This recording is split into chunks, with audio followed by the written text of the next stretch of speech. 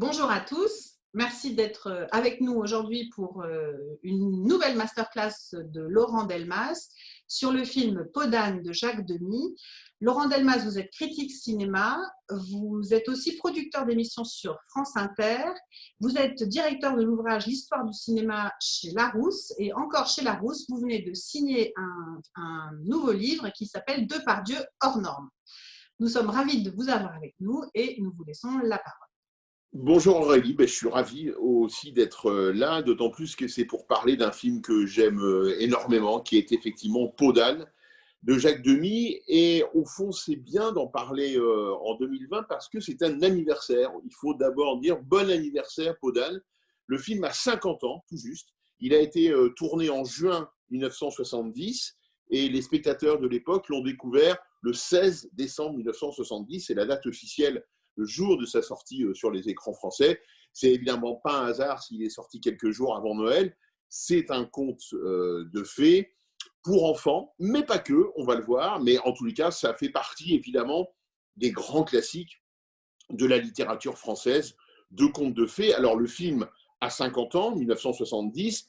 Le texte dont il est tiré, et qui est évidemment de Charles Perrault, est un peu plus âgé, puisque lui datait de 1694.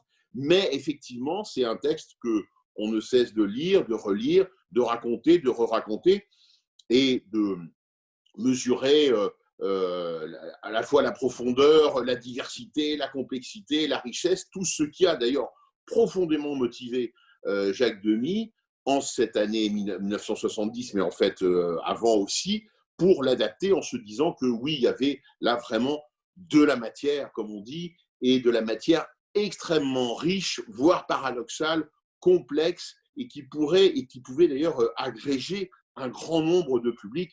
On y reviendra. Il y a eu auparavant, il faut le dire, dans l'histoire du cinéma, d'autres peaux d'âne, pas énormément, mais quand même, et je tenais en introduction à les citer, à en parler, d'autant plus quand même que ce qui est tout à fait étonnant, c'est que le premier peau d'âne date de 1904. Donc c'est même pas 10 ans après la naissance du cinématographe. C'est un certain Vincent Loran Elbron. Alors je ne vous en parlerai pas plus parce que le film a disparu. On sait qu'il a existé, mais il a totalement disparu. En revanche, 4 ans plus tard, il y a un très grand metteur en scène du cinéma muet français des débuts. Donc en 1908, Albert Capellani signe, lui, une version de Peau d'âne et qu'on a toujours à disposition, qu'on peut voir, que Agnès Varda, d'ailleurs, avait très habilement inclus dans une édition, dans l'édition, la belle édition en DVD Blu-ray du film de Jacques Demy. On peut voir ce film d'Albert Capellani. C'est évidemment autre chose, c'est complètement exotique maintenant pour nous. Et en même temps, il y a des partis pris intéressants chez Capellani qu'on va retrouver chez Jacques Demy, par exemple, et qui sont des partis pris pour l'époque tout à fait d'avant-garde. Capellani filme en décor naturel. Et ça, pour le temps du cinéma Méliès, qui était un cinéma en studio, le fait de tourner en décor naturel, c'est tout à fait novateur. On voit par exemple le château de Pierrefonds, qui est dans la banlieue, grande banlieue parisienne, dans les environs de Paris, reconstitution médiévale de Viollet-le-Duc, mais château médiéval comme on les rêve. Et on va le voir, Jacques Demy fera pareil pour son film. Alors, évidemment, la postérité de Peau d'âne, de toute façon, bien au-delà du cinéma, on pense tous à des illustrations, à des albums, à des BD, même à de la pub à travers la chanson et la recette du cake d'amour. Tout a été fait autour de Peau d'âne, tellement effectivement le film, mais d'abord le conte bien sûr, fait partie de notre imaginaire. Et c'est justement d'ailleurs, c'était le cas du petit Jacques Demy, Jaco de Nantes, comme l'appelait Agnès Varda, et auquel elle a rendu un si bel hommage dans ce film d'elle qui s'appelle Jaco de Nantes, et dans lequel elle raconte le parcours de Jacques Demy. Et c'est justement dans ce merveilleux documentaire sur Jacques Demy on l'entend dire: quand j'étais petit, j'avais un guignol où je jouais, où je montais, où je montrais Cendrillon, Peau d'âne et les contes d'Andersen. Et plus tard, j'ai essayé de réaliser Peau d'âne exactement comme je l'imaginais alors. Et je voudrais qu'après avoir vu le film, les enfants puissent rêver à leur aise. Bon, cette belle déclaration de Jacques Demy, elle montre effectivement que le conte de Podane est, dès l'enfance, dans son imaginaire à lui, avec d'autres à côté, mais Podane fait partie de son décor et fait partie de son imaginaire, et il est tout à fait avéré que c'est le film qu'il aurait voulu faire en premier, qu'il aurait voulu que ce soit son premier film. Ça n'est pas du tout un souvenir d'enfance qui lui serait revenu une fois devenu cinéaste. Podane est dans sa tête, suffisamment dans sa tête et dans son imaginaire pour que, devenu cinéaste, après avoir fait un certain nombre de documentaires, il se dise que Podane pourrait faire l'objet d'un premier long métrage. Ce ne sera pas le cas, notamment pour des raisons budgétaires, parce que le coût d'un film comme Podane est évidemment fort, est évidemment important. Donc, il ne pourra pas le faire, il ne pourra pas le signer comme son premier long métrage. Et il devra attendre, d'ailleurs, donc il fera Lola, il fera Les Parapluies de Cherbourg, Les Demoiselles de Rochefort, d'autres films, pour faire enfin, en quelque sorte, pour réaliser son rêve d'enfant, en partie, qui est effectivement de réaliser ce film de Podane. Et de ce point de vue-là, le film tel qu'on le voit a effectivement des allures de réalisation d'un rêve d'enfant. On sent combien Demy est heureux de faire ce film. Ça se sent dans la façon qu'il a de jubiler et de jouer avec ce conte, avec son univers, en jouant avec les couleurs, en faisant un certain nombre comme ça de choses qui, pour un cinéaste, sont véritablement du cinéma. Alors, il faudra qu'il attende, en fait, donc, ces années, tout début de ces années 70, l'année 1970, pour que sa productrice historique, en quelque sorte, l'efficace Mac Bodard, parvienne enfin à trouver l'argent nécessaire, pas tout l'argent d'ailleurs qu'elle aurait voulu elle et qu'aurait voulu Demy, mais quand même ils arrivent à trouver l'argent. Et il faut dire d'ailleurs aussi que l'implication de Catherine Deneuve a été importante dans le fait de finir par trouver de l'argent. Alors je crois qu'il faut, pour aborder le film, se remettre un tout petit peu dans le contexte de la vie, dire non pas intime, on n'ira pas jusque-là, de Jacques Demy, mais quand même dans la vie personnelle du cinéaste Demy. En 1969, il rentre en France et il revient d'un long séjour de plusieurs années aux États-Unis avec femme et enfants, et également d'ailleurs Michel Legrand était dans le même cas. Donc ils sont allés en Californie, ils ont découvert les États-Unis de cette époque-là. Ça a donné des films pour Agnès Varda comme pour Jacques Demy, d'ailleurs. Ils ont fait des films, ils ont créé à ce moment-là aux États-Unis. Ce sont les États-Unis de quoi? Du pop art, du psychédélique, des substances plus ou moins illicites ou licites qu'on prend entre amis dans des soirées. C'est un univers de grande liberté. On fait ce que l'on veut avec qui l'on veut. C'est vraiment cette Amérique libérale libertaire, on va dire, qu'ont découvert Varda, Legrand et Demy. Et il est bien évident que quand on voit Podane maintenant, on sent cette féerie américaine dans laquelle les Demy, Legrand, Varda ont été plongés pendant plusieurs mois, et combien ils ont apprécié ce pop art, combien ils ont apprécié ces couleurs extrêmement vives, combien ils ont apprécié cette grande liberté qui peut avoir par ailleurs beaucoup de limites et d'hypocrisie, mais peu importe, on retrouvera et on trouve dans Podane, un peu paradoxalement, qu'est-ce que c'est que ce conte du XVIIe qui fait appel au pop art, mais c'est vrai, et ça marche, et ça fonctionne, et c'est là d'ailleurs toute la richesse du film de Jacques Demy, que d'être à la fois très respectueux, en quelque sorte, très fidèle au conte initial de Perrault, c'est une très belle transcription du conte, et en même temps d'être un film de Jacques Demy, de son temps, de son époque, et aussi de Jacques Demy, créateur, auteur, avec son univers qui n'est pas forcément celui de son époque, mais il y a des strates, il y a des couches, il y a des films vus auparavant, il y a toutes sortes de choses dans Podane. Mais c'est ça la force du film, c'est vraiment d'être une belle transposition du conte de Perrault et en même temps d'être dans ces années 70 et de nous parler tout autant, d'ailleurs, ce qui fait que le film n'a rien perdu de son charme 50 ans après, ce qui n'est pas toujours le cas des films. Il y a des films qui vieillissent mal. Le moins qu'on puisse dire, c'est que Podane n'a pas du tout mal vieilli, bien au contraire. Alors, il y a dans cette optique-là, en quelque sorte, dans cette volonté de raconter le conte de Perrault, il y a peut-être deux volontés qui peuvent être paradoxales et que Jacques Demy va savoir mélanger, unir, imbriquer de façon extrêmement brillante.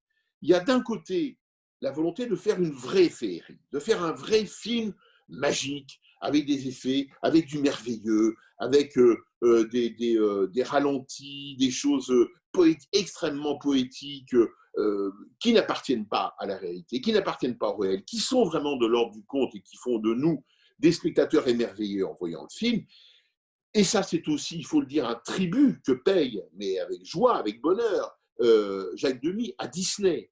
C'est un Disney-phile forcené dans son enfance. Il a un film de chevet, c'est Blanche-Neige et les Sept Nains. Il le voit, il le revoit, et il continuera à le revoir et à le voir. Et il y a du Blanche-Neige et les Sept Nains presque en permanence, mais très très souvent, en tous les cas, dans Podane. Donc, ça c'est la féerie, ça c'est la magie, ça c'est le merveilleux, c'est tout cet univers-là évidemment, qu'on aime beaucoup et que Jacques Demy a envie de magnifier, de montrer comment il peut le faire passer sur grand écran.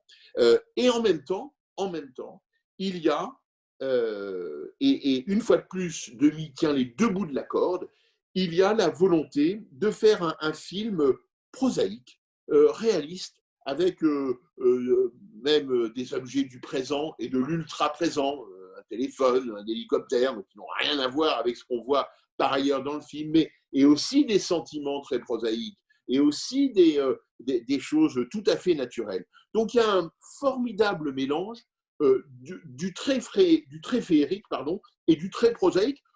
Et quand je dis très prosaïque, ça peut même aller jusqu'à des choses qu'on pourra juger obscènes ou autres, qui sont d'ailleurs déjà dans le conte de Perrault. Hein. Je rappelle, je n'ai pas eu l'outrecuidance de rappeler l'histoire, mais parce que tout le monde la sait bien.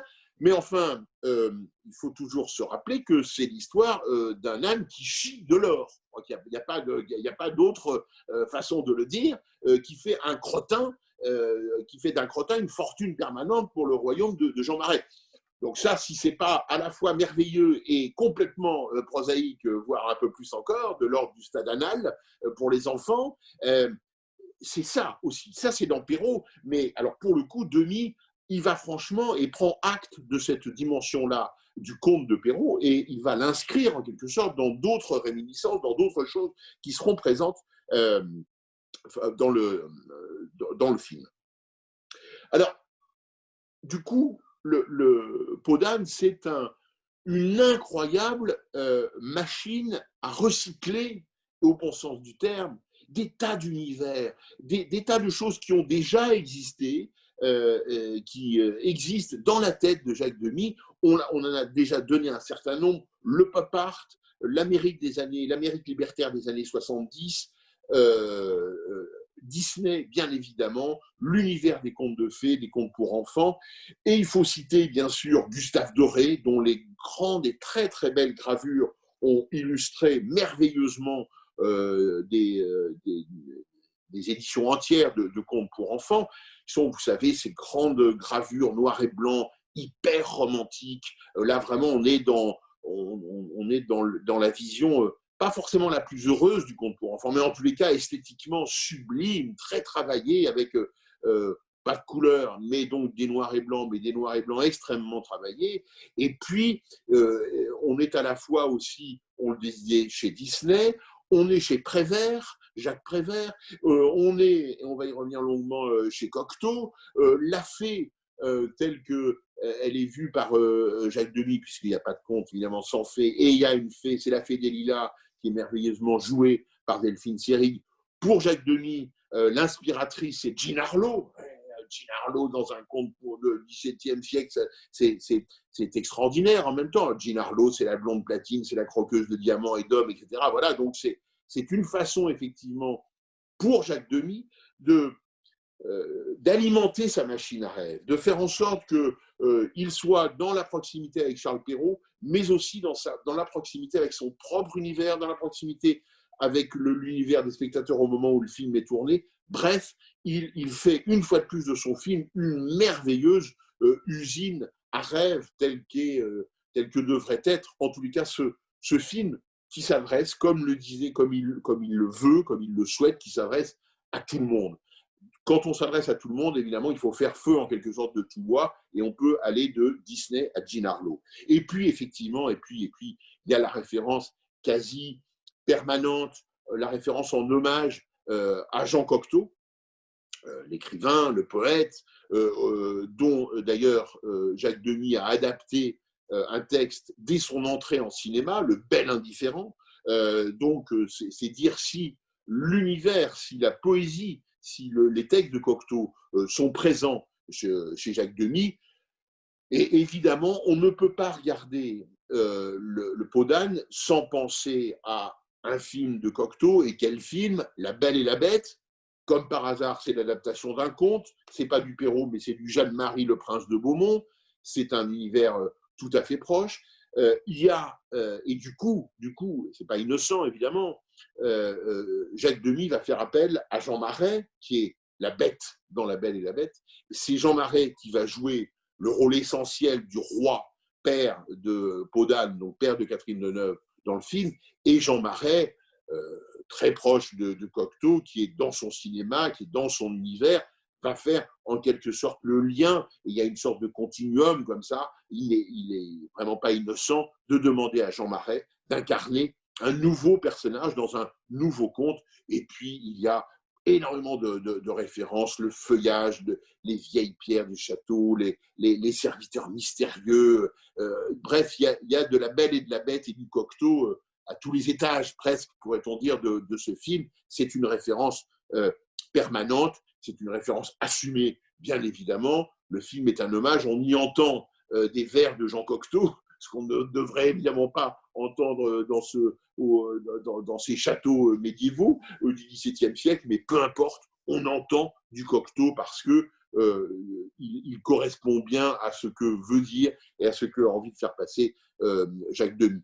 Donc là aussi, c'est un des apports de l'esprit Demy au conte de Podane. Alors je le disais, comme Capellani, comme le grand cinéaste Capellani, le grand cinéaste du muet, Jacques Demy a la volonté d'aller dehors, d'aller en extérieur, certainement pas en studio pour tourner ce film. Donc il va trouver deux châteaux, pas n'importe lequel, le château de Chambord d'un côté, un château un peu plus modeste, le Plessis-Bourré de l'autre, et puis il va aller dans la campagne française et il va trouver, ironie de l'histoire, de quoi faire sa ferme, tous ces paysages champêtres à Gambais. Alors soit dit en passant, je le dis parce que ça m'amuse, Gambais, c'est le lieu où Landru avait sa maison. Comme quoi, on peut-être qu'il vaudrait mieux à Gambais tourner Barbe Bleue, ça serait plus adapté. Mais voilà, ça va toujours un peu rigolo d'imaginer que Jacques Demy et toute sa troupe ont été à Gambais, la ville de Landru, pour aller tourner le merveilleux conte de Podane. Alors, dans ces décors sont en quelque sorte le fond permanent, ces châteaux sont le fond permanent de mise en couleur. On peut vraiment parler de mise en couleur. Là, vraiment, c'est un film qui, on pourrait passer des heures et des heures sur ses décors et ses procédés esthétiques et la façon dont, effectivement, les accessoires, les costumes, tout ça est mis en place avec un soin extrêmement fort. C'est un film dont on voit qu'il a été non pas storyboardé au préalable, mais dessiné au préalable, c'est-à-dire fait avec des maquettes de avec des dessins, c'est très très important. Et du coup, il y a une sorte de code couleur qui se met en place, à la fois très simple et très complexe. Dans le château du roi Jean Marais, c'est le bleu et le vert du végétal qui seront dominants, et dans le château du prince Jacques Perrin, ce seront le rouge et le minéral qui seront dominants. Il y a comme ça une volonté de mettre les choses, de simplifier, comme le fait le conte. Ce sont souvent des univers très, très simples, très caractérisés. Jacques Demy, là aussi, joue à la fois tout à fait le jeu du conte et joue le code couleur qui permet d'identifier très bien là où on est, quels sont les personnages, quelles sont quelque part aussi leurs couleurs, avec bien évidemment aussi des prédominances de blanc. Toutes les scènes finales rappellent le blanc des pierres du château de Chambord, etc. Et les costumes sont blancs, et le blanc devient en quelque sorte la couleur finale du film. Après beaucoup de rouge, beaucoup de bleu, beaucoup de vert, on passe au blanc. Alors, il y a un personnage qui échappe à ces codes couleurs, et c'est évidemment une volonté manifeste de Jacques Demy, c'est bien entendu la fée des Lilas, une fois de plus merveilleusement jouée par Delphine Seyrig. Alors elle a d'autant moins de codes couleurs que, bien évidemment, puisque c'est une fée, les couleurs, c'est elle qui les décide. Et quand elle porte une robe jaune et qu'elle trouve que le jaune ne lui va pas, il suffit qu'elle claque du doigt pour que immédiatement sa robe devienne d'une autre couleur. Et bien sûr, les gages qu'elle veut donner, comme dans le conte, au roi qui voudrait bien épouser sa fille, porteront sur justement des robes de couleurs, alors couleur du temps, couleur du beau temps, etc. Donc des robes théoriquement impossibles à faire, et des couleurs qui n'existent pas dans la gamme, qui sont des couleurs d'invention, mais justement, elle donne de ce point de vue-là le tempo, qui est d'inventer, elle, des couleurs dans ce monde tellement codifié. Elle est précisément la magicienne. Elle est d'ailleurs un peu certainement le représentant du cinéaste, de Jacques Demy, parce que lui aussi, évidemment, il a le code couleur à la fois en tête et en intention. Alors justement, arrêtons-nous peut-être un petit instant sur ce personnage, parce que le personnage de la fée, il est quand même extrêmement important dans le film. On ne peut pas passer à côté. C'est un personnage tout à fait central, peut-être encore plus d'ailleurs que dans le conte. C'est un personnage qui manifestement qui plaît beaucoup à Jacques Demy. Je le disais, il fait de Jean Harlow, notamment, pas seulement, mais son modèle pour faire de cette fée un être à part. Alors, c'est une fée ministre, bien évidemment, c'est clair, c'est un mauvais jeu de mots, mais en tous les cas, ça dit bien ce que ça veut dire. Et si elle est si importante, c'est par exemple la chanson qu'elle chante, la chanson de la Fée des Lilas, la célèbre chanson de la Fée des Lilas, où elle dit « j'ai tout manigancé ». Voilà, c'est la conclusion de cette chanson qu'elle adresse à sa filleule, à Peau d'Âne, à Catherine Deneuve, et où elle dit « j'ai tout manigancé ». C'est pas un verbe innocent, quand on dit ça, c'est que vraiment, elle a effectivement tout calculé, tout prévu, y compris donc de demander l'impossible au roi, c'est-à-dire de supprimer son âne, ce fameux âne dont les crottins valent de l'or et sont de l'or, de le supprimer. Donc elle sait très bien jusqu'où elle veut aller, trop loin en l'occurrence, mais justement pour que l'inceste n'ait pas lieu, c'est son rôle, c'est son but, et que sans annoncer le prince, elle sous-tend quand même qu'elle va imposer un mode de vie à Peau d'Âne qui finira par déboucher sur du bonheur. Voilà.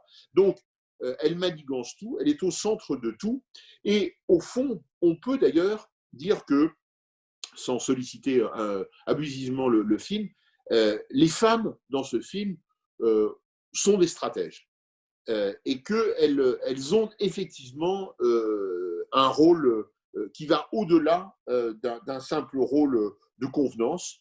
La fée, donc, est stratège, et combien elle manigance.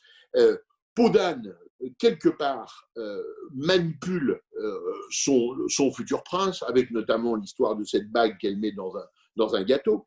La mère du prince, sous couvert d'obéir tout le temps à son mari, si on regarde bien ce qu'elle fait, c'est elle qui en permanence permet l'avancée des choses, la convocation des princesses, le fait que son fils pourra se marier avec n'importe qui, ce qui fait hurler son mari, mais elle dit, bah oui, si, c'est sa volonté, donc ce sera comme ça. Donc les femmes sont des stratèges face à des hommes qui, il faut bien le dire, la plupart du temps obéissent.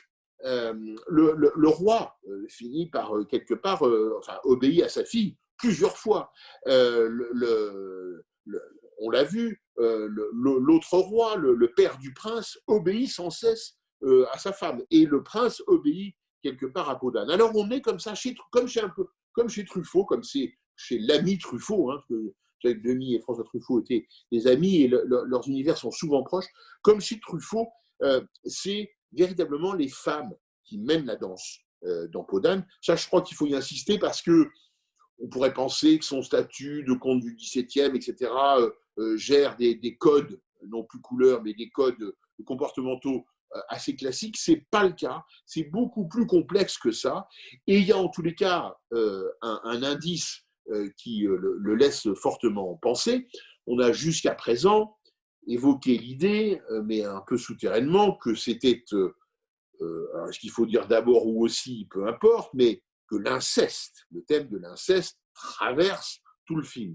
L'histoire du film, c'est bien, en tous les cas dans son départ, mais pas seulement, l'histoire d'un roi qui, devenu veuf, ne trouve rien de mieux à dire et à penser que la plus belle femme du monde, finalement, c'est sa fille, et que comme il a promis à sa femme de n'épouser qu'une femme plus belle qu'elle, eh bien, il faudra qu'il épouse sa fille, ce qui ne vous pose apparemment strictement aucun problème moral ou quoi que ce soit, et donc il a décidé cela. Alors, ce thème qui traverse tout le film, on pourrait presque penser, d'ailleurs justement, qu'il ne traverse pas tout le film, mais qu'il s'arrête à un moment. Or non, pas du tout. Le thème de l'inceste, il est précisément, en quelque sorte, porté par la fée qui fait tout pour le combattre, et en même temps, à la fin, c'est ça qui est tout à fait passionnant, c'est que l'inceste va revenir sur le devant de la scène avec ce court moment, cette séquence très brève, à la fin du film. Tous les personnages sont rassemblés, il s'agit de fêter le mariage du prince et de la princesse. Bien évidemment, le roi Jean Marais descend d'un hélicoptère, bien évidemment, conduit par la fée Delilah, ils sont en hélicoptère, tout est parfaitement normal.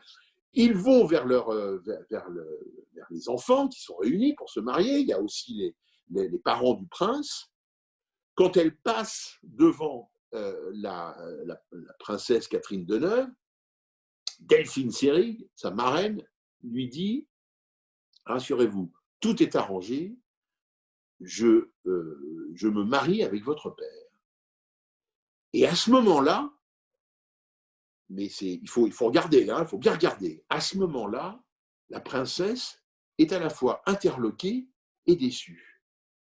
Oui, il y a un problème. On est en train de lui apprendre que son père va se marier, et au lieu d'être contente, elle est interloquée et un peu déçue. On dit, tiens, c'est curieux, c'est quand même pas un sentiment tout à fait normal. Elle devrait, elle qui est en train de se marier, se réjouir que son mari, que son jeu de mots révélateur, que son père se marie et, en quelque sorte, arrête de l'embêter définitivement avec un mariage incestueux. Eh ben non. Et d'autant moins que quand son père, à la suite de la fée, passe devant sa fille, il lui dit « Ah, ma fille, que je suis contente de vous revoir, nous ne nous quitterons plus. » Quoi ? Qu'est-ce que c'est que ce père qui dit à sa fille le jour de son mariage « Nous ne nous quitterons plus » ? Je crains, hélas, ou tant mieux ou tant pis, peu importe, ne soyons pas dans le jugement, mais en tous les cas, c'est une drôle de façon d'en terminer avec l'inceste que de nous dire « Ah, ma fille, je suis bien content, je vous retrouve et on ne se quittera plus. » Pour faire quoi ? Je laisse la porte ouverte, mais en tous les cas, moi, je serai le mari, je serai Jacques Perrin, je serai un peu inquiet de ce père qui dit à sa fille, le jour de ses noces, on ne se quittera plus. c'est dire si l'inceste est au centre du film et que, contrairement à ce qu'on pourrait penser, il n'est absolument pas évacué par la fuite de peau d'âne. Pas du tout, pas du tout. Vous savez, c'est un thème qui va, là aussi, traverser la filmographie de Jacques Demy, mais quand on disait, quand on en parlait à Jacques Demy, il disait, on lui disait, alors, l'inceste dans vos films, Jacques Demy, et il avait cette réponse. Voilà, c'était sa seule réponse. Il mettait son doigt devant sa bouche et on n'en parlait pas. Évidemment, il le faisait avec le sourire. Évidemment, à un sujet tabou, on répond par un autre tabou. En tous les cas, on répond par du silence. C'est une façon de faire les choses. Alors, ça nous conduit quand même à nous interroger sur qu'est-ce que c'est que ce film quand même, qu'est-ce que c'est que à la fois ce conte de fées, mais là c'est tenu un peu en lisière, mais chez Demy c'est un peu plus dit, évidemment, on est des siècles plus tard, Freud est passé par là. Qu'est-ce que c'est que ce film qui mélange à ce point-là le tabou et le merveilleux, pour parler clair? Et justement, on a une belle citation de Jacques Demy de ce point de vue-là, parce que, évidemment, chez lui, c'était tout sauf caché, en tous les cas, c'était assumé. Et il a dit ceci, après la sortie du film, que je vous lis. Je voulais avoir d'un côté un sujet enfantin merveilleux qui plaît aux gosses, et la vision adulte d'un récit complètement pervers devant lequel le public se mettra ou non des œillères. Le scénario est truffé de pièges. Fin de citation. Et une autre citation qui va encore plus loin, où il disait « Peau d'âne est peut-être aussi un récit pornographique et obscène. » Pornographique et obscène. Quand on voit le film, il n'y a pas de pornographie et il n'y a pas a priori d'obscénité, et en même temps, il y en a. C'est bien la preuve qu'on peut être pornographe et obscène, les mots sont peut-être forts dans la bouche, mais ils sont dans la bouche de Jacques Demy. En tous les cas, on peut être pervers sans les images qui devraient aller avec, qui feraient en sorte qu'il n'y aurait plus de sens caché, que tout serait montré, mais montré presque de façon sans intérêt et un peu laide. Là, le pari, en quelque sorte, de Jacques Demy, qu'il tient jusqu'au bout, hein, il tient cette note jusqu'au bout, c'est effectivement de faire un film pour enfants, ça c'est clair. Tous les enfants peuvent voir Peau d'âne, il n'y a aucune image qui leur est traumatique, interdite ou quoi que ce soit. Et tous les adultes peuvent voir Peau d'âne, bien évidemment, mais en y voyant autre chose. C'est ça qui est extraordinaire, c'est que, évidemment, en général, des films pour enfants, les adultes voient avec un peu de condescendance, en s'ennuyant la moitié du temps, et bon, etc. C'est vraiment pas le cas de Peau d'âne, puisque, notamment, il y a effectivement de l'inceste dans le film. Alors, si je disais tout à l'heure que c'est un thème qui traverse toute l'œuvre de Jacques Demy, c'est quand même qu'il faut juste dire un petit mot sur le fait que c'est ici un inceste qui n'a pas lieu, c'est l'histoire d'un inceste qui n'a pas lieu. J'ai essayé de montrer tout à l'heure que la fin du film est une fin ouverte de ce point de vue-là, et que quand même, juste pour y revenir, au moment où les premières fois, le roi propose en quelque sorte à Catherine Deneuve, à sa fille, l'inceste, enfin, où il lui dit je vais me marier, on n'a pas un front du refus en quelque sorte qu'on pourrait éventuellement attendre de la jeune fille de Catherine Deneuve. Elle est troublée, elle est éminemment troublée par la proposition de son père, et même à la fée des Lilas, elle dira ce trouble, et elle aura du mal avec le fait de passer de l'interdit pour l'inceste.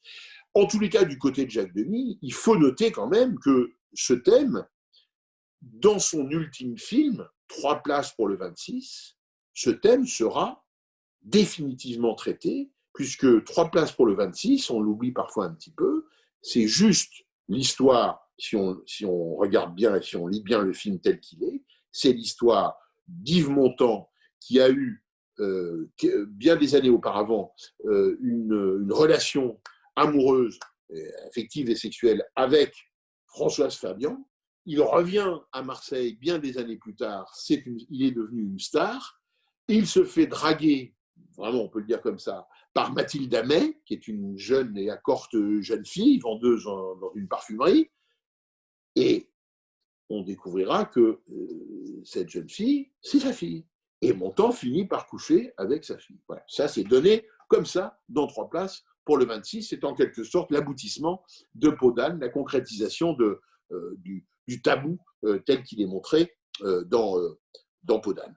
Alors, soyons clairs, hein, y a effectivement, je le disais, dans Peau d'âne, rien n'est montré, mais tout est suggéré, évidemment. C'est-à-dire que le programme de Jacques Demy, il est bien effectivement quelque part d'être dans la perversité, dans la pornographie, mais c'est une pornographie qui passe uniquement par la suggestion. Alors, par exemple, pour donner quelques exemples, pour être clair, le prince et la princesse, on les voit, le seul moment où on les voit un petit peu proches, c'est qu'ils font des galipettes dans l'herbe. Voilà.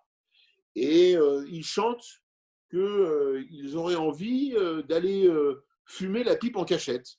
Moi, je n'en dis pas plus. Je ne sais pas ce que ça. Je ne veux même pas savoir ce que ça veut dire. En tous les cas, ça peut être entendu par des jeunes oreilles chastes et qui riront bien de ces grands benets d'adultes qui ont envie d'aller fumer une pipe en cachette. Bon. Et les adultes, peut-être, y entendront autre chose.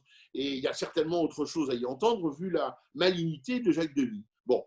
Mais on ne les voit que faire des galipettes dans l'herbe. Voilà, ils ne font pas autre chose, ils de vraies galipettes, c'est-à-dire ils se roulent dans l'herbe. Bon, on voit bien qu'effectivement, les roulades dans l'herbe peuvent déboucher dans la vraie vie sur autre chose. Et puis, il y a cette scène sidérante qui est une scène tirée du conte, mais là aussi, Jacques Demy y insiste bien, où il s'agit pour un prince d'enfiler une bague au doigt de beaucoup de jeunes filles et bref, de laisser pénétrer un anneau par un index. Bon, voilà, on n'ira pas plus loin. Bon, là aussi, pour des enfants, c'est tout à fait charmant et nécessaire et utile, puisqu'il faut impérativement retrouver, mais qui appartient donc cette bague, bien sûr, on voit bien que dans un imaginaire qui n'a pas besoin d'être extrêmement explicité, ce moment-là peut être un moment aussi tout à fait sexué, on va dire, voilà, pour être clair. Et donc le film est fait de cela, est fait de ces moments doubles, voire triples d'ailleurs, de ces secrets, de ces petits cailloux semés volontairement par Jacques Demy, sans y faire plus attention que cela, mais ils sont bien présents. Et au fond, ce qui est intéressant, parce que là aussi, ça fait que le film n'est pas seulement l'histoire gentille, éventuellement d'un conte, mais c'est clairement, et là aussi Demy y insiste, enfin c'est un propos délibéré chez lui, c'est assurément l'histoire de la libération d'une jeune femme. Elle se libère du carcan paternel, elle se libère du foyer paternel, elle se libère des conventions aussi, elle se libère d'un certain nombre de choses, elle passe de l'ordre des fantasmes à la réalité qui va déboucher sur sa relation avec le prince, sa relation amoureuse, sa vraie relation amoureuse avec le prince et son mariage. Donc c'est l'histoire, effectivement, de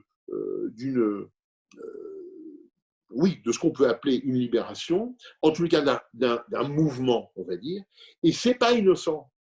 Et c'est pas innocent que c'est une dimension qu'on n'a pas pour l'instant abordée, Dieu sait si elle est importante dans le film de Jacques Demy, chez Jacques Demy d'une façon générale, c'est la musique, évidemment. Or, le thème principal et les thèmes traités par Michel Legrand, comme par hasard, en musicologie, on appelle ça de la fugue. Ce sont des fugues en permanence. Et donc, ce n'est pas pour rien. Ces mouvements de fugue font une référence claire au mouvement général du film, qui est un mouvement de départ.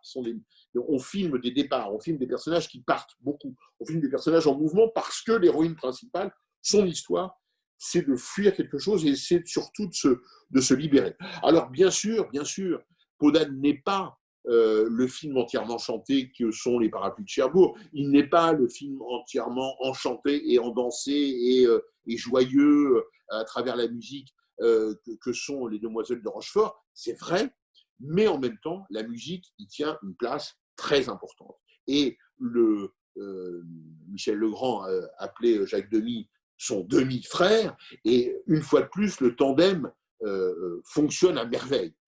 Il y a dans Podane une place très très importante accordée à la musique d'une part, qui accompagne donc cette fugue permanente, et puis les chansons elles-mêmes, qui sont souvent d'ailleurs quasiment des tubes, hein, véritablement, qu'on continue de chantonner et qui sont reprises en plus régulièrement dans le cinéma, et pas seulement dans le cinéma français, mais qui sont des chansons très importantes dans le déroulement de l'histoire notamment, qui sont des chansons qui ne sont pas illustratives, ou ne sont pas seulement illustratives, ou des moments de pause, ou des moments... Non. Là, par exemple, la chanson que j'ai déjà évoquée sur la chanson de la fée, les conseils de la fée des lilas à une princesse, elle est évidemment extrêmement importante, puisque c'est la chanson qui va codifier en quelque sorte la réaction de la princesse. C'est la chanson qui dit non, l'inceste ne doit pas avoir lieu, et on va tout faire en sorte pour que ça n'ait pas lieu et que tu rencontres un prince mendiant, etc., mais un prince sous-entendu de ton âge, de ta condition, et surtout qui n'ait aucun rapport avec toi autre que l'amour. Bon. Donc cette chanson, elle est évidemment extrêmement importante. C'est une sorte de rappel à l'ordre, de rappel à la morale, de rappel au tabou, et c'est la fée qui la délivre. Bien évidemment, la chanson qui est la recette du cake d'amour, elle est là aussi très importante. Il est urgent de redire bien fortement toujours qu'il ne faut absolument pas suivre cette recette à la lettre, parce que ça donne un gâteau absolument immangeable.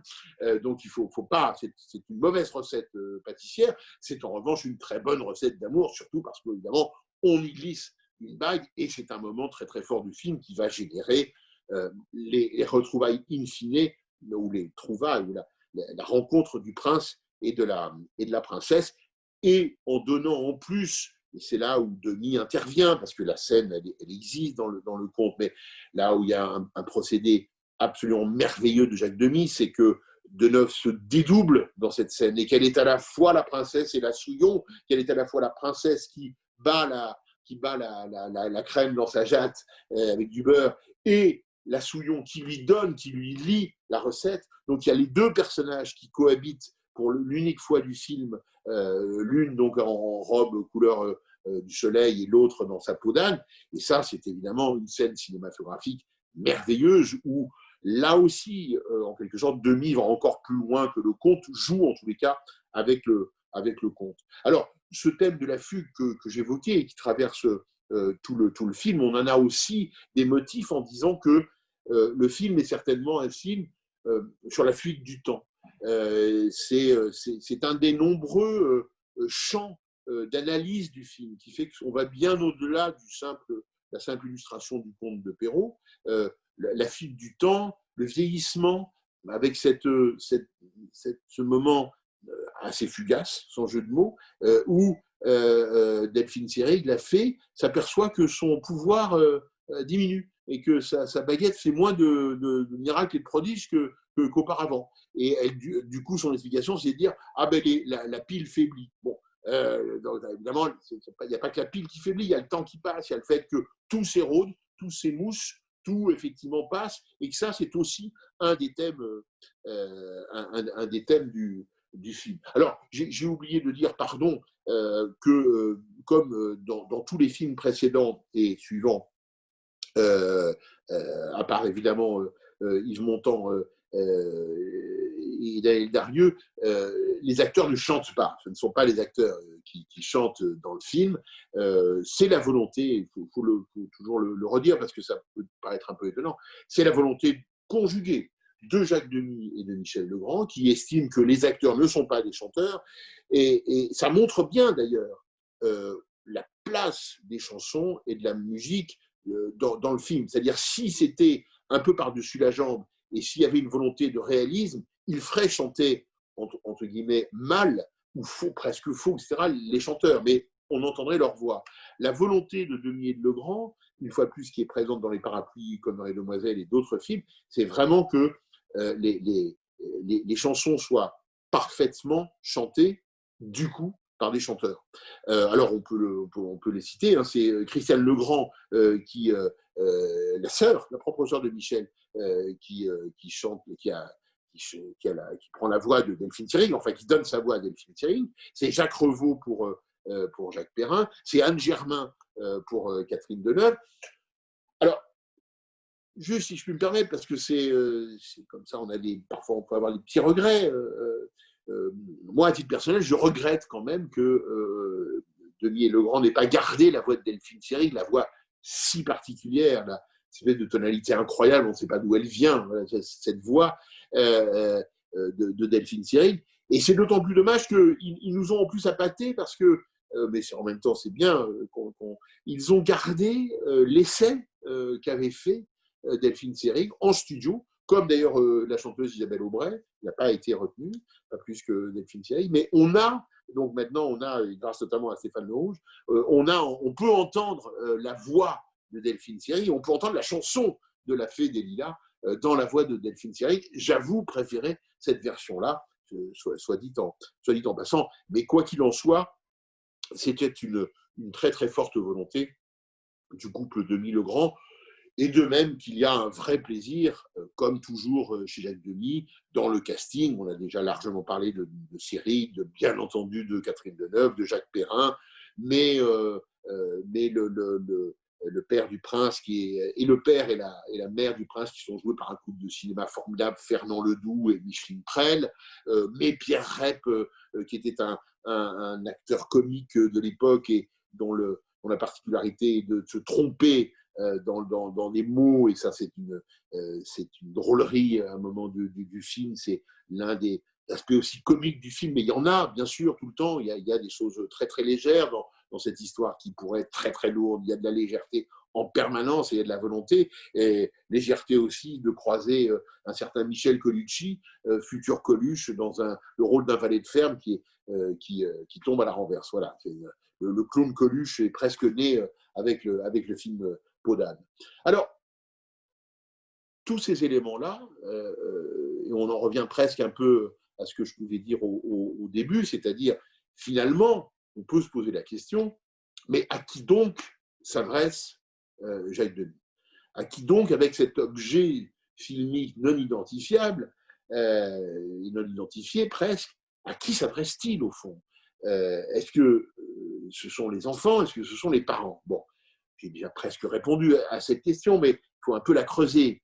Effectivement, d'une façon assumée, d'une façon volontaire, il s'adresse aux deux. Et ce qui est très intéressant, c'est qu'il s'adresse aux deux en même temps. Et pas seulement l'idée, on peut avoir ça chez Disney ou autre, c'est qu'au fond, on sent bien que certaines scènes dragueraient le public des jeunes et certaines scènes dragueraient le public des adultes. J'emploie exprès un mot polémique, draguer. On dire simplement s'adresser. Certaines scènes s'adresseraient plutôt à des jeunes et d'autres. L'imbrication chez Demy, elle est permanente. Et j'en veux pour preuve quelque chose d'assez merveilleux. C'est que le roi, au début, Jean Marais, ça le titille un peu quand même, ça l'embête un peu cette histoire d'inceste, parce que au fond de lui, il sait bien que c'est peut-être pas complètement évident. Alors, il y a cette scène merveilleuse où il va voir un savant, bien sûr. Quand on a un problème et qu'on est un roi, on va voir son savant en chef. Il y a une sorte de savant en chef qui est dans une pièce entourée qui croule sous les livres. Bon, lui, il sait, il a le savoir. Et alors, celui qui a le savoir, le roi lui demande, mais alors, cette histoire-là, est-ce qu'un roi peut épouser sa fille, ou est-ce que, plus précisément, même pas un roi, est-ce qu'un père peut épouser sa fille? Est-ce que ça se fait? Bon. Et alors, le vieil homme va consulter un grimoire et il dit, voilà, toutes les filles, toutes les petites filles, de tout temps, ont toujours eu envie d'épouser leur papa. Alors, c'est en quelque sorte une bénédiction accordée au père Jean Marais, au roi, pour lui dire, oui, vous pouvez le faire parce que de tout temps, on a constaté que les petites filles, quand on leur demandait avec qui tu voudras vivre plus tard, avec qui tu voudras épouser, les petites filles répondent mon papa. Eh bien, cette scène-là, c'est assez extraordinaire, la façon dont elle peut être reçue par les deux publics en même temps et dans des réceptions tout à fait différentes. C'est-à-dire que chez les petites filles et chez les enfants, y compris chez les garçons qui entendent ça, des petites filles, la réception sera quasiment sérieuse, c'est-à-dire en disant, ben oui, c'est vrai, nous, moi j'ai envie d'épouser mon papa, il y a un moment, voilà, j'ai envie. Donc ça sera lu sérieusement, et bien évidemment, les adultes, eux, les adultes que nous sommes devenus, avec notre lot de connaissances et de tabous, eh bien, nous allons sourire, nous allons rire, parce que bien évidemment, ça ne peut pas être la réponse qu'on attend quand on demande si l'inceste est possible, que de dire que les petites filles en auraient envie, ou les petites filles diraient qu'elles ont envie d'épouser leur père plus tard. Alors, cette scène qui ne fait pas rire, qui ne fait pas sourire les enfants, parce qu'ils sont dedans, évidemment, fait sourire les adultes que nous sommes, parce que nous ne sommes plus dedans. Mais c'est la façon pour le film de fonctionner en permanence. Ce pourrait être une grille de lecture permanente que de montrer comment le film progresse, comment il avance en permanence en développant en quelque sorte deux discours presque parallèles, mais deux discours qui se complètent d'ailleurs et qui font figure au total, qui donnent au film sa forme totale. Denis joue en permanence sur les deux tableaux, et ce qui est faramineux, ce qui est formidable, c'est qu'il il gagne évidemment sur ces deux tableaux. Alors, est-ce que c'est, là aussi, autre question, est-ce que ce conte emprunté au XVIIe siècle, qui vient de loin, qui n'est pas dans l'imaginaire quand même, dans l'univers des années 70 en France, est-ce que ce film est un film de Jacques Demy? Mais la réponse est évidemment oui, totalement. C'est-à-dire que là aussi, ce qui est absolument passionnant et merveilleux presque, c'est que ce film venu du lointain s'inscrit complètement dans la belle filmographie de Jacques Demy. Alors, je ne vais pas citer tous les points qui le prouvent aisément, mais quelques repères juste. On a par exemple la présence de Catherine Deneuve. Et ce n'est pas rien, évidemment, la présence de Catherine Deneuve dans le film. Quand je dis la présence, c'est la présence très importante de Catherine Deneuve. Bien sûr, c'est les Parapluies de Cherbourg, puis les Demoiselles de Rochefort, puis ce sera l'événement le plus important depuis que l'homme a marché sur la Lune. Il est clair que Catherine Deneuve et Jacques Demy, c'est un couple de cinéma qui fonctionne sur le mode du créateur et de son égérie, bien évidemment. Et que le fait que Demy a demandé à celle qui fut l'héroïne des Parapluies, puis des Demoiselles, et qu'il sera d'un film suivant avec Mastroianni, c'est pas pour rien, effectivement, que Demy demande à celle qu'il considère comme oui, une actrice d'exception, d'incarner, bien évidemment, Peau d'Âne. Il y a évidemment un autre couple dont on a déjà parlé, mais pour mémoire juste, le couple Demy-Legrand, qui là aussi, même si ce n'est pas un film entièrement musical, je le disais, fonctionne à merveille et apporte au film quelque chose, évidemment, une âme supplémentaire. C'est tout à fait le cas. On a aussi des choses juste techniques comme ce qu'on appelle la fermeture à l'iris, que pratiquait aussi d'ailleurs de temps en temps François Truffaut, c'est-à-dire cette façon de resserrer la focale et l'objectif. Demy la pratique dans ce film, mais aussi dans d'autres de ses films, bien évidemment. Et puis globalement, ce qui est intéressant de noter, c'est qu'au fond, alors que peut-être ce n'est pas forcément le mot qui viendrait immédiatement, mais en regardant la filmographie de Jacques Demy, on voit bien on voit combien le conte, combien l'idée du conte, combien l'univers du conte lui est profondément familier. Et que, au fond, on pourrait, en quelque sorte, ramasser sa filmographie un peu comme le faisait Éric Rohmer, sous cette formule de contes d'hiver, contes d'été, contes de printemps, etc.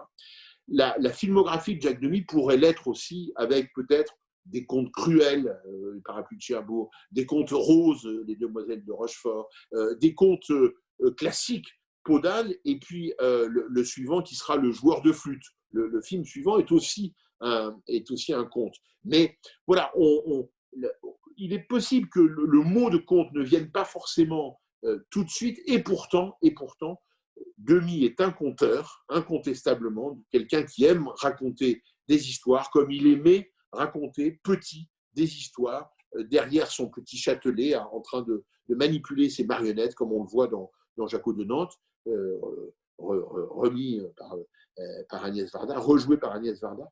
Il est donc dans cette sensibilité-là du conte et du merveilleux, rattrapé en quelque sorte par le prosaïque, du mélange des deux, et qui fonctionne absolument de façon claire.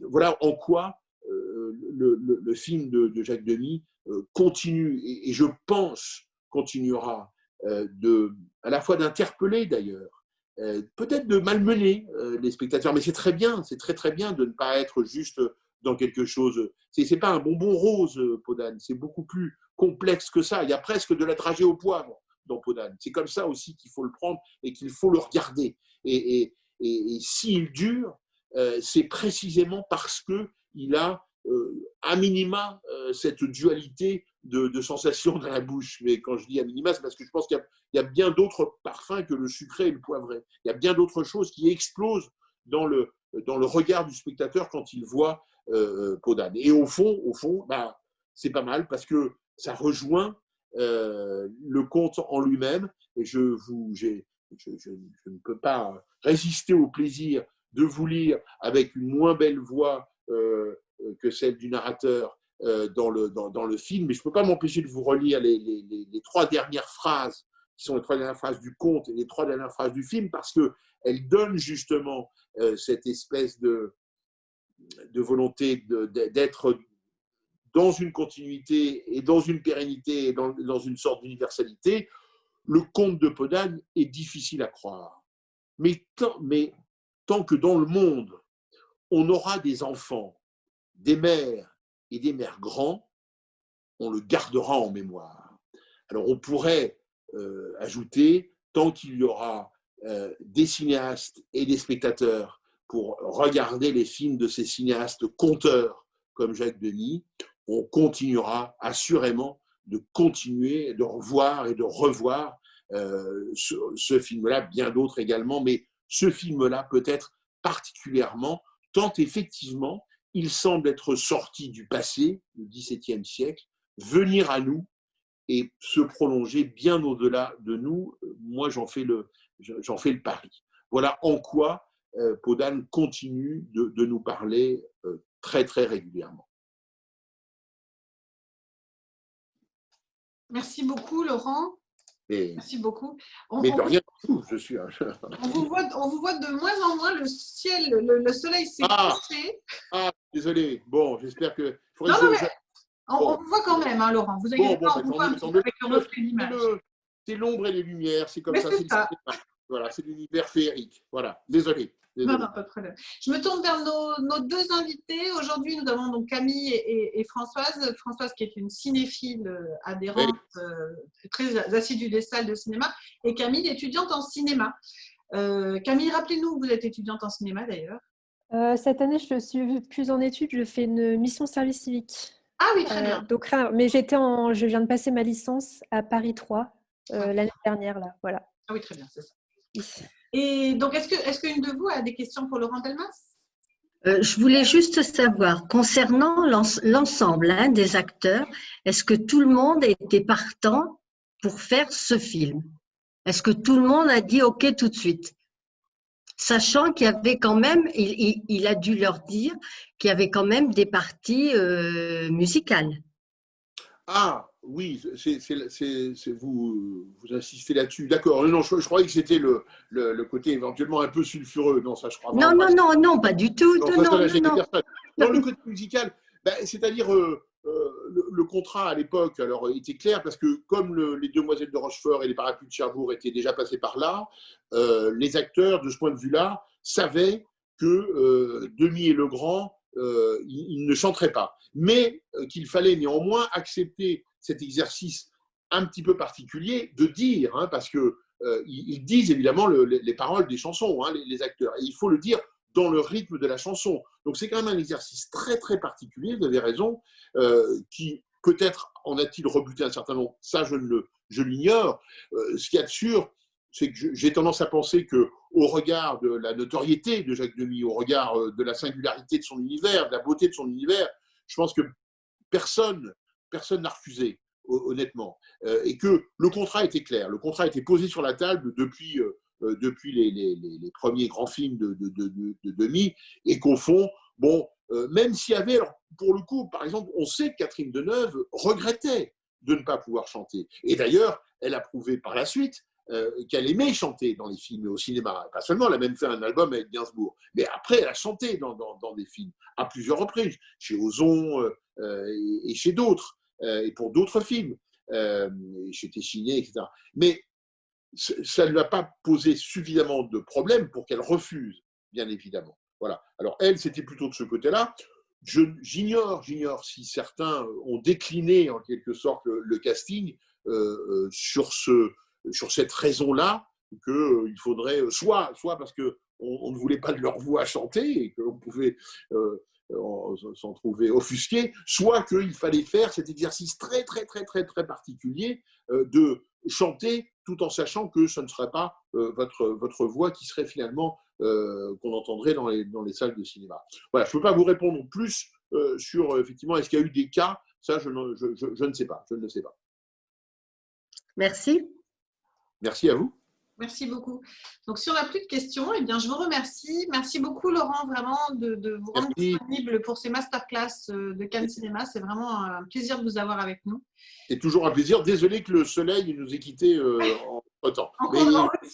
Et la prochaine fois, je m'adjoindrai les conseils d'un éclairagiste. Parfait. Bon, eh bien, merci beaucoup. À très, très bientôt. Merci. Merci à vous, Aurélie.